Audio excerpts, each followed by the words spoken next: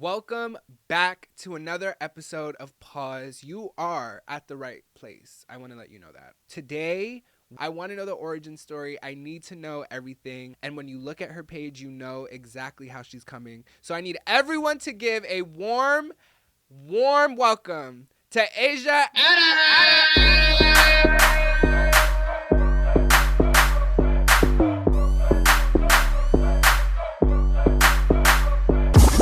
I do want to know a bit about your origin story and why and what attracted you to making music. Totally. So I'm from New York, and I guess just for starters, New York, there's always something going on. There's always art and culture, and just, always something to keep you in tune. I guess that's why people come to New York sometimes, just to feel like they're involved. So my parents are very artistic people. My mom started as a child actress. She used to be in some films with like Sidney Poitier and Diane Carroll. When she was younger. And then my father has he's from Israel, but he just knows his like music history, his movie history, like he just loves being in tune with the culture. So I feel like those two worlds coming together just produced literally like me and my siblings. Like we all do music now, and we just love it. And so I also went to school for music. I went to LaGuardia High School and studied vocal music there. Okay.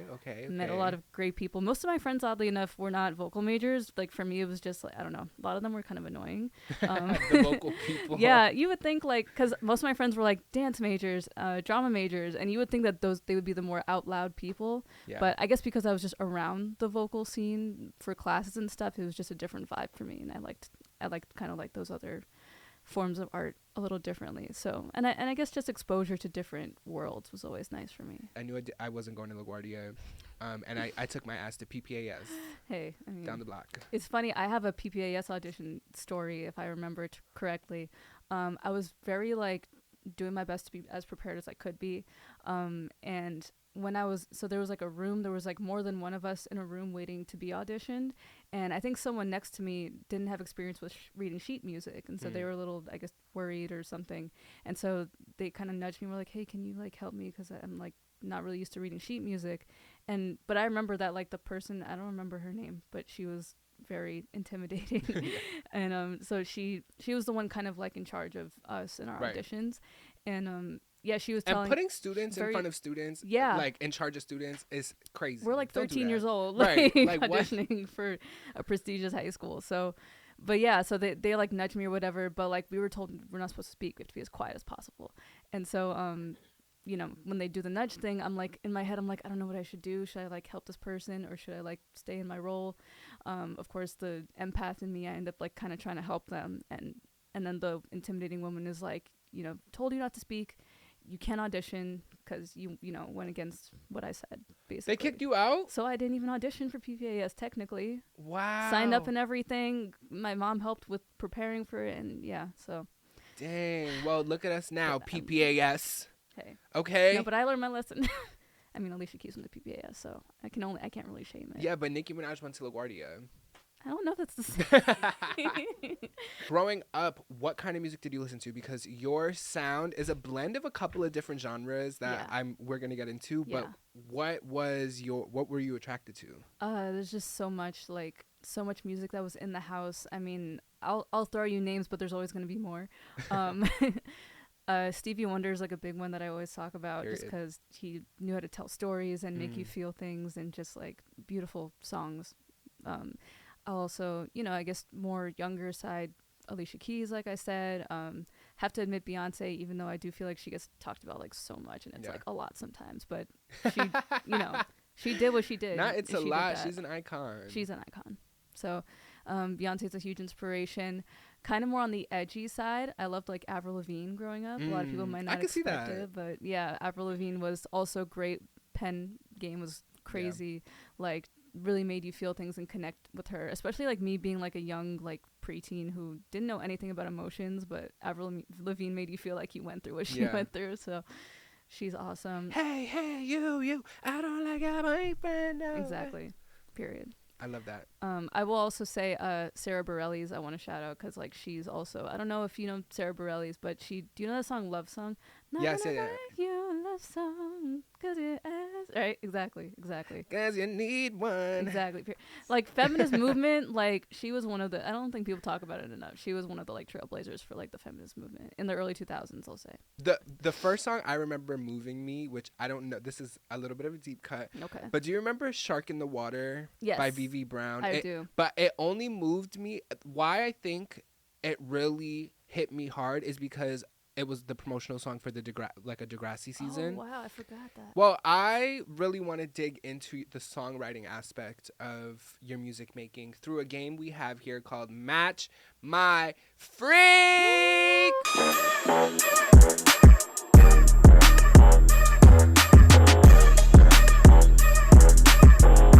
So these are just one-liners in your songs that sparked a question in me because, girl, what? So in Mix Up, you said, break my heart in two. Why would you prompt a man, woman, or they, them, whoever to do that? Is that something you like? You like your heart broken? I don't like my heart broken. But what I was saying, like, so the full line is, you could be the best one to break my heart in two. It's kind of saying, like, that's what I'm used to. And so I'm preparing myself for it. Oh, it's kind of dark and sad now in a let's way, get into therapy. Right? Because what? That is a trauma response, girl. Yeah. I don't want you with those people no more. Hey, that's why the song is behind me. That world is behind me. But at the time, I wanted to tell that story. A lot of making music is telling the story, hopefully after you're already past that phase, but just like letting that out is therapeutic on its own. Do you still speak to the person that that's about? No.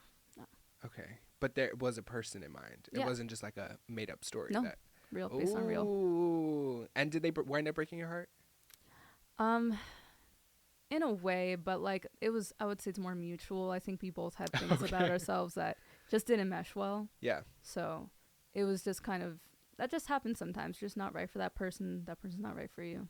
That's fair. That is a very grown way to look at things. Yeah, but it'll still don't be break disappointing. My heart, ho. It'll be disappointing because, like, you know, you put so much into something. Like, I told you this and I introduced you to these people, and then just so that not that out. part, right? When I start introducing you to people, even outside of my friends, when I start taking you to work with me, don't embarrass me, ho. Because I'm not going to be the person that just has a +1 on rotation. Right, and then people ask you about it. They're like, so how's this person? Or, I haven't seen this person in a while. Neither have I. Next lyric is from Soul to Me. And so this is a very just simple, you gave your soul to me. I want to dig into, that is a very deep line and a deep feeling to have with somebody. Talk to me about that time. I will say it was more of a feeling, like, because looking back, I don't know if it was as deep as like soul exchange. I just think in that moment it just feels that way, and especially depending on the age you are, sometimes you like feel like something is bigger than it is. So at that time, it felt like I gave you all of this and you gave me all of this. Like, we know each other in this way, in this intimate way that like assumingly nobody else really knows us. And so it does feel like soul exchange in a way. And so I think I felt like there was pressure of like, this person has invested so much into me, and I feel like if I walk away, then it's like, I don't know, I'm doing damage to some degree. Do you believe in soulmates? I do, to an extent. I think I did more when I was younger, but I think that, I don't know, maybe it's just hard to find like a soulmate, you know, but I also believe there could be multiple people who are like the perfect fit for you. Yeah. In different capacities. It may not even be relationship. It may be a platonic soulmate. Yeah. I feel like I have a platonic soulmate that I'm just like, we look at each other and we're like, yes. I think it kind of opens the doors to like, we can like kind of have each other's souls, and it doesn't have to be like relationship. When you put it like that, that's a little like jarring to me. Have each other's souls. That makes sense. Yeah. That's scary. I'm going to work on how I say that. I'm like, wait, hold on. Okay. So next song is Smile, which we were talking about earlier, how optimism is really perception of the world. Mm-hmm. And in Smile, one of the lines you say is, despite the heartbreak, I smile. How much do you walk in your daily life in like this optimistic, bright energy, no matter what is happening personally? I would like to say most of the time. Of course, I have my downtimes, but I would say that like optimism, well, really just like not knowing what's gonna happen later keeps me optimistic. And I never want to be someone who feels like I know everything and I know what's gonna happen, even though I am someone who's like, I'll take notes of like what has happened to be like, this might be a pattern later. Like, let's say you're with someone and you see like that they do something that you don't like. You're like, okay, I can see how this might apply to like other situations in the future. But I never like to assume. I try to be optimistic and just converse with people. Anyway, sorry, going back. So yeah, I would say optimism is a big part of like how I live my day-to-day life. And I think it's important just because it kind of is the steering wheel to like where we go in life. And if you have the mindset of being negative, I feel like you're most likely going to go somewhere that's like not ideal for you. Facts. Wow, that's beautiful. Well, honestly, those were the 3 that I had, and I love that we just dug into that. Wow, thank you. That got really deep. Thanks for listening, by the way. I mean, come on. I appreciate it. Cause and also like I said, your sound is so like a mix of everything. I think there's really a song for any genre that people are looking for. That's what I strive for, I think. And I love so much music. I also don't want to be one of those artists who's like, I can do anything, but I just want to like follow my heart.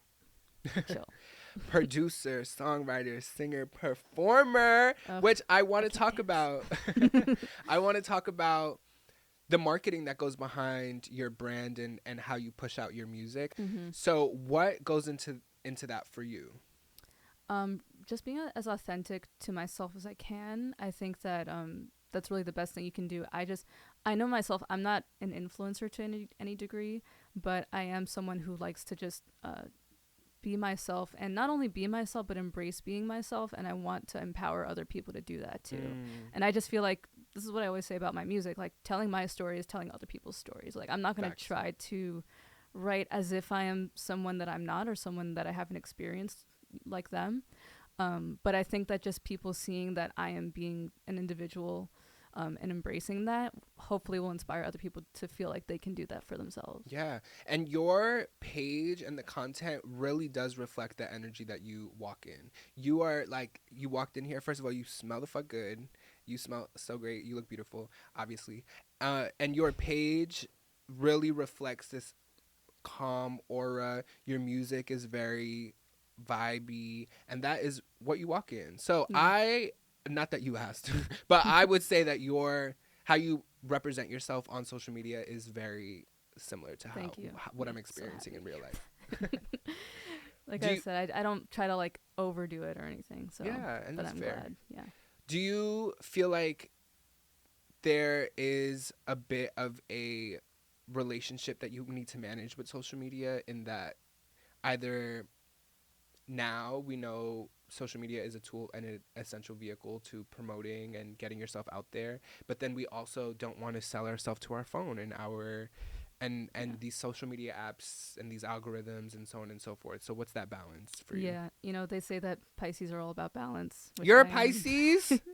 Yeah. Her. Yeah. I'm an Aries. Okay. Yeah. Your birthday's coming soon. My birthday, yes, April 18th. Everyone mark your calendars. Okay. Mine's tomorrow.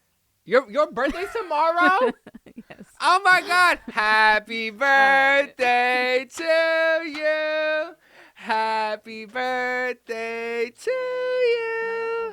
Happy birthday, dear Asia. Happy birthday to you. Thank you.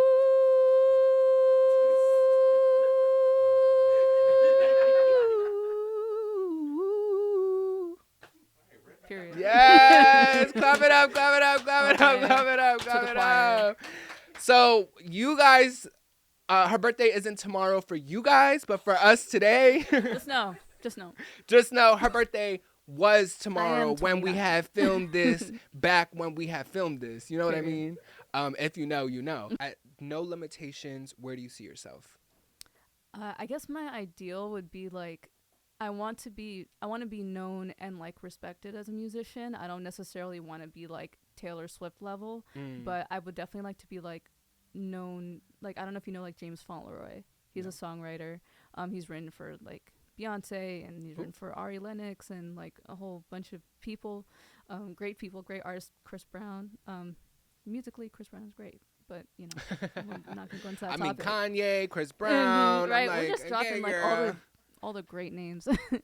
But no, but he's written for a lot of great people, and a lot of songs that I grew up on and a lot of us grew up on. So I would love to be at that level where I could kind of be like the voice and the words behind like the music that people love. Of course, I love making music that my voice is on. I just also don't want to be like closed off to like these songs have to just be mine. Like you have to hear them from my mouth. Yeah. But you can know that they're from me when like you see like, oh, this was written by this person. And I do think that more so now than like, maybe like when my parents were younger, like now we focus more on the credits. Back when like people just had like the vinyls, right? Like I don't think that people, Girl, unless you really not care. that old. Talking about vinyls, please. You mean the CDs? Yes. No, I'm talking about vinyls too. Oh. Because on the back of vinyls they had like the credits in very, very tiny font. Oh, you're talking about like when you seen your parents have vinyls. Yeah. I mean, I've seen also vinyls myself before, but like I just know that it's like really tiny words and text. Right. So like I just feel like the average listener wasn't really paying attention to like who produced the song, who played the strings on this song. Like they kind of just love the song for the song, which is great that a song can do that, can just give a natural reaction.